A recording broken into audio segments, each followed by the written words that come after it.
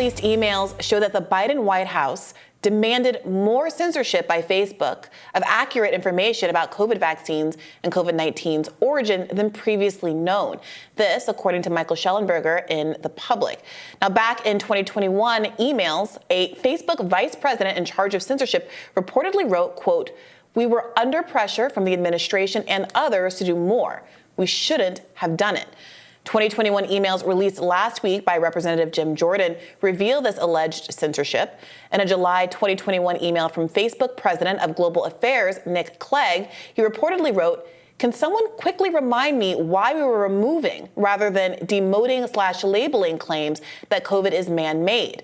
The emails were first reported by the Wall Street Journal, which writes that the discussion between Clegg and colleagues occurred 3 months after Facebook decided to stop banning posts asserting that COVID-19 was man-made. In emails from March and April of 2021, Facebook allegedly said, in addition to removing often true content, and we are facing continued pressure from the White House to remove more content. White House Press Secretary Karine Jean-Pierre had this to say when asked to answer for those emails.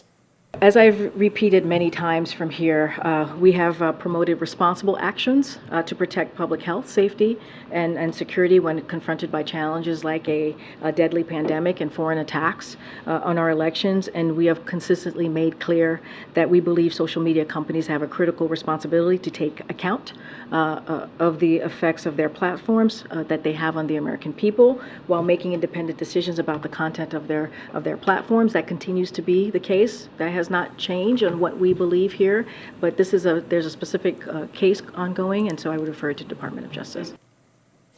Facebook declined the Wall Street Journal's request for comment. I wrote about these emails as well on Friday. They're absolutely totally in keeping with what has been reported previously. If you remember, I did a long deep dive on the correspondence between the CDC and Facebook over the periods of the pandemic. And we know that the White House was talking to Facebook as well, around the same time period where Joe Biden said Facebook is killing people. He said that publicly. One of his deputy press people said, we're going to look at changing Section 230 unless they do more. These emails, so there was also an email where, so that vice president of Facebook comms, Nick Clegg, he's a former, he's British. He ran for prime minister. He was the head of, what was the party? The party that joined with the Conservatives against Labor like 10 years ago. Anyway, he works for Facebook now. He said the White House has previously indicated that it thinks humor should be removed if it's premised on the vaccine having side effects. Yeah, that one's wild. So we expect it would similarly want to see humor about vaccine hesitancy removed. And then he said, I can't see Mark Zuckerberg in a million years being comfortable with removing that, and I wouldn't recommend it.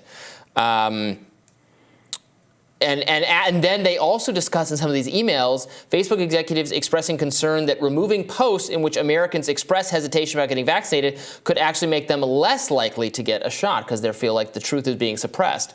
So again, the companies are having all of these understandable conversations given this just ridiculous pressure from the government to censor more content. They're not comfortable with it. They don't want to do it. They regret having taken some of the actions. Like Nick Clegg is going, wait, why are we taking down the lab leak claims? We don't even understand why we're doing that. Just because they want us to?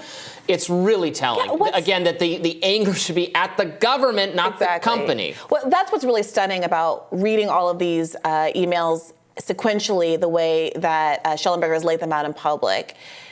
The enemy is not, Facebook does not come off looking bad here. It comes off as a company that's under an enormous pressure from the federal government to behave in certain kinds of ways, which does look a lot more like the traditional kinds of censorship that have been the focus of First Amendment rights than some of the other kind of squishier, I shouldn't say squishier claims, but the kind of claims that have been more easily dismissed by liberals who want to say, well, free speech doesn't apply on social media apps because it's not actually the federal government. This is clear evidence that senior officials at Facebook, in addition to the emails that we've seen from Twitter, felt like they were being constrained in ways that were affecting their decision making and perhaps in ways that suggested that they didn't have any real choice in the matter. As you pointed out, when you have the President of the United States maligning your company, saying it's killing people unless you behave a certain way. Those sort of statements affect stock price and your ability to survive. Saying that you're going to modify the law in ways that would make it largely unsustainable for your company to persist in Section 230, but to persist in the way that it has historically, those are really significant threats. And so, I mean, I wonder what you make of that, given so much of the criticism has been on the idea from people like Elon Musk et al., that it was Zuckerberg, it was Jack, it was these liberal-leaning institutions that were doing censorship, as opposed to, yes, a liberal, a Democratic administration who was putting pressure on these companies that were really, frankly, it's seemingly trying to do the right thing.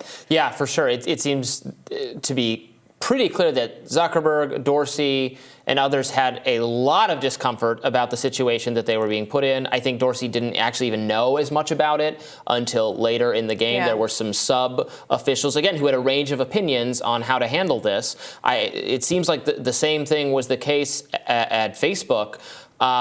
But yeah, and so, some of the strongest, we know in the Twitter case, some of the most direct take this down now content actually came from the White House itself, from Rob Flaherty, who was a deputy director of comms at the White House. Judge Doty's decision, that's the decision that is aimed at stopping some of this behavior. It's fraud in some ways, but it cites very at the beginning. An email from Flaherty that's just so clear in tone that we want this taken down. It's a parody account for a Biden granddaughter. And also the RFK Jr.'s content, one of the first actions the Biden administration is taking is bothering social media companies to restrict that speech. Or why is it, or they're telling Facebook, why is he restricted on Instagram, but he's not restricted on Facebook? And they're like, well, that piece of content doesn't appear. It appeared on Instagram, not on Facebook. But the government doesn't care. But they want a person-based restriction. They want to literally target and censor human beings. And that's what's so terrifying. I mean, frankly, what I would like to see next, the Twitter files revelations were so important for exactly this reason.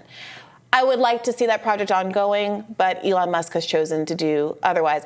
What has yet to really been revealed, to come out, is a specific kind of accounting of who was really affected by these kinds of policies. We see that individuals were specifically targeted. We see that broad categories of content were targeted. We see that posts were taken down that in retrospect should not have been taken down. We see that in this email. We should not have done that, was what Nick Clegg said in that email.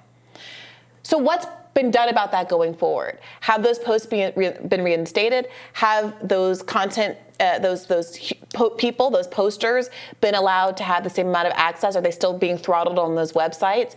What recourse do people who are caught up in this censorship campaign have going forward?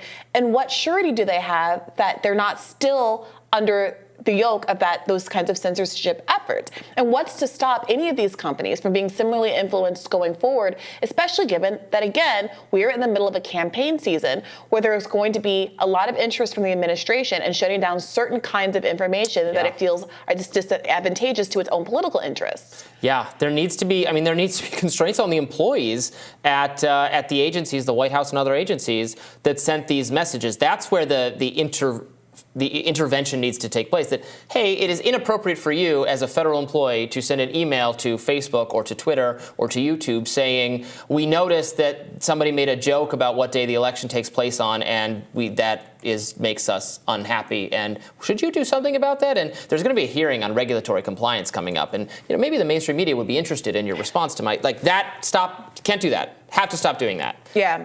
And that's going to take legislation, frankly. And I got to say, I'm worried about it on an ongoing basis on these websites, especially given we've talked at length about this on the show about the kind of inconsistency with which Elon Musk has been handling banning and censorship, it's whatever you want to call it, going forward on Twitter. A few days ago, there was this firestorm of news about Elon Musk choosing to reinstate an account that had posted child sex abuse images, saying that the images hadn't been up very long, no one really saw it, we took them down, and now this person gets to come back on Twitter. Similarly, allowing Kanye West to come back. I argued at the time that despite the clear anti-Semitism of Kanye West's statements, he didn't violate Twitter's policy, but he was banned despite not violating the policy. Now he's back, and he's been back and forth many times. Like, what is the consistent answer to what actually gets you banned from Twitter today? And I do hope that with all of the looking back to how things were handled poorly under previous regimes, there isn't a myopia about the fact that we are all still on these apps and still subject to policies for which there was no transparency going forward. And Zuckerberg sounds like he gets it. He's made comments along those lines when he's really actually tried to throw the FBI under the bus substantially for the Hunter Biden laptop story decision. He's spoken about a lot of the pandemic guidance being awful, but his new social media site, Threads, it seems to be punishing just like all political or news-related conversation in general. I don't know that it's ideology-based at this point. It's sort of just I don't know if you're using it at all. It seems like a place for corporations to do cutesy kind of like press releases. I don't know. That's funny. Celebrities to do press releases. I have only used Threads when I have a thought. That was one of my early Twitter thoughts, like when I was an anonymous person and I would tweet about something I saw on my way home from work or something frivolous. I've been putting it on Threads because at this point I feel like my Twitter personality, it's offensive to people for me to. My frivolous Facebook posts from like 9 years ago are great. They're they were good. It was a happier time. There's some cool observations. Yeah, I just feel like these days nobody wants to hear my opinion on what kind of cheese I like or what outfit I think is cute. But over on Threads, that feels like a safe space. As I said on December 14th, 2012, we should all aspire to be as good at our jobs as Skippy's is at making delicious effing peanut butter. Is that one of your banger tweets from Facebook post. Facebook post. All right. We'll have more Rising for you after this. Stick around.